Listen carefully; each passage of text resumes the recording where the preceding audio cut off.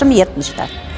Mana shu pensiyaga chiqar vaqtimda gipertoniya kasalligim, suyaklarimda mo'rtligi, 3 ta joyimda grijam, undan tashqari semizlik, 93 kilo vesim bor edi. O'zimni zo'rg'a eplab yurgan inson pensiyaga chiqib oldim.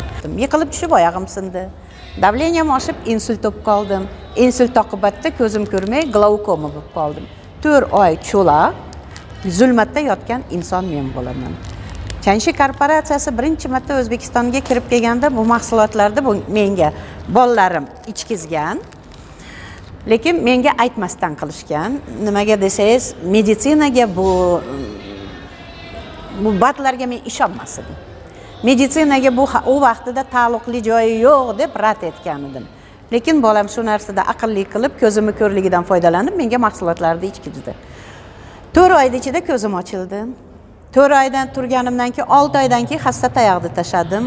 1 yil ichida vesimni to'g'rilab, davleniyamni to'g'rilab, hozirgi kunda dunyoni hamma lazzatlaridan yana o'zimni kasbimga qaytib bahramand ko'rib yuribman.